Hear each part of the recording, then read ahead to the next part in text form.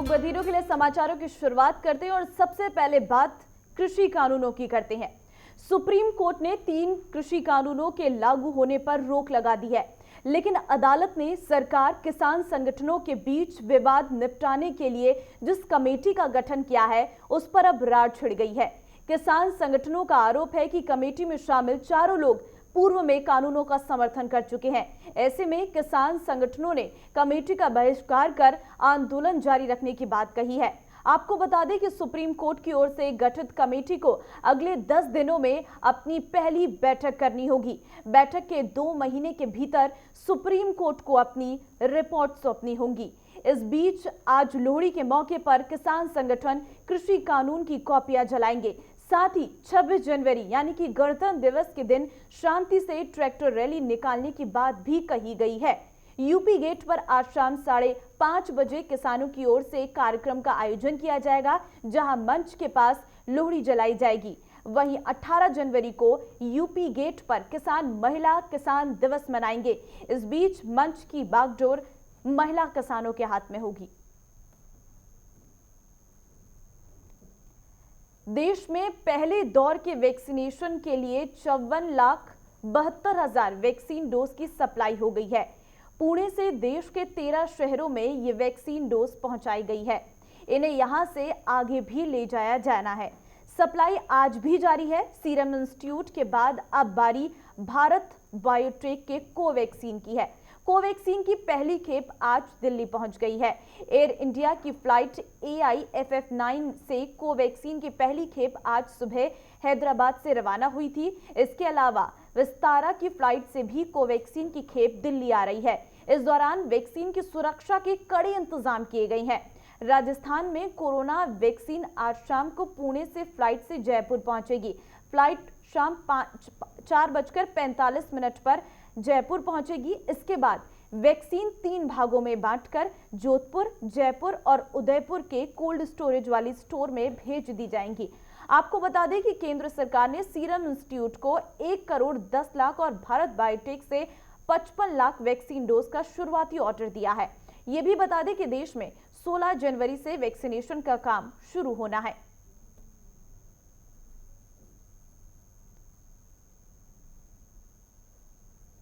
बिहार की राजधानी पटना एक बार फिर अपराध की राजधानी बनती जा रही है।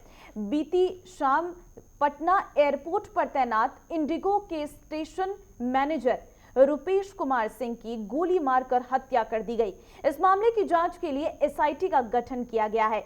इस घटना को लेकर मुख्यमंत्री नीतीश कुमार एक बार फिर विपक्ष के निशाने पर आ गई हैं।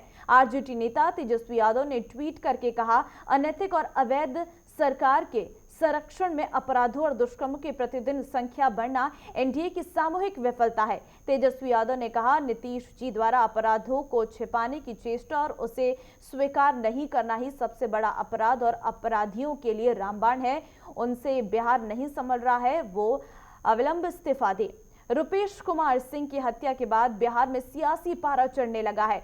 पप्पू यादव ने CBI जांच की मांग की है तो बीजेपी के सांसद विवेक ठाकुर ने अपनी ही सरकार पर सवाल उठाए हैं। विवेक ठाकुर ने कहा कि या तो बिहार सरकार 3 से 5 दिन के भीतर अपराधियों को पकड़े या फिर मामला CBI को सौंपे।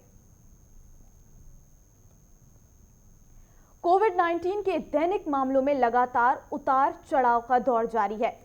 मंगलवार के मुकाबले आज कोरोना के मामलों में बढ़ोतरी हुई है।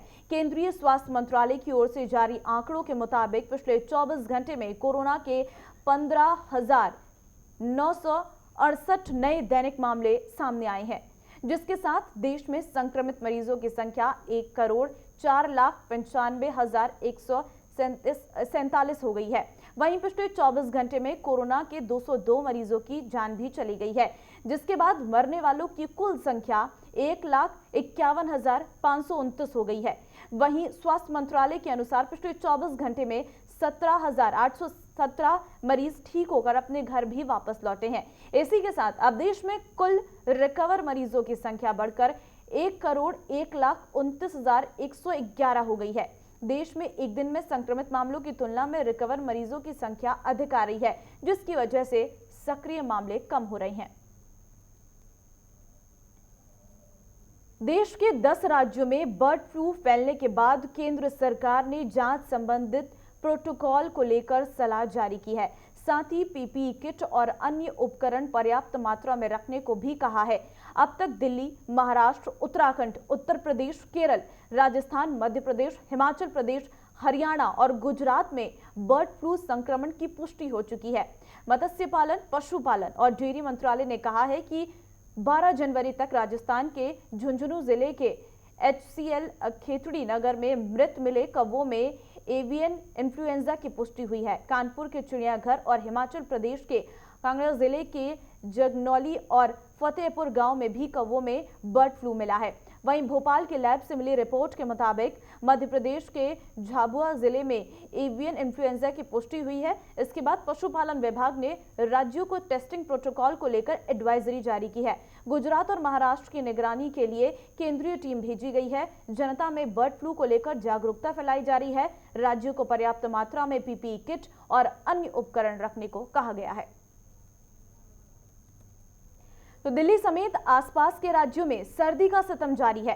बादल छटने के बाद से ही कोहरे और शीतलहर की मार तेज हो गई है। पूरे उत्तर भारत में करीब करीब यही हालत है। जम्मू कश्मीर, हिमाचल, उत्तराखंड में बर्फबारी रुकने के बाद आसमान साफ हो गया है, लेकिन कड़ाके की ठंड ने लोगों को परेशान कर दिया है। पंजाब, हरियाणा और राजस्थान के कुछ हिस्सों में अगले 2 दिन पाला पड़ने का अनुमान भी है। वहीं पंजाब, हरियाणा, राजस्थान, दिल्ली, यूपी और एमपी में अगले 4 से 5 दिन तक शीतलहर का ऑरेंज अलर्ट है, जिसमें पारा 3 डिग्री तक जाने की बात कही है। इस दौरान घने कोहरे का अनुमान भी जताया गया है। वहीं दक्षिण भारत के कुछ हिस्सों में तेज बारिश की भी संभावना है। और आज सुबह के वक्त दिल्ली में न्यूनतम तापमान 6 डिग्री के आसपास दर्ज हुआ है। कश्मीर के पुंछ में ताजा बर्फबारी ने एक बार फिर मुश्किलें बढ़ा दी है। सड़क पर बर्फ की मोटी चादर बिछी है, जिसे हटाने का काम चल रहा है। कई इलाके बर्फ की वजह से पूरी तरह से बंद हो गए हैं। और फिलहाल खबरों में बस इतना ही। आप बने रहिए हमारे साथ। नमस्कार।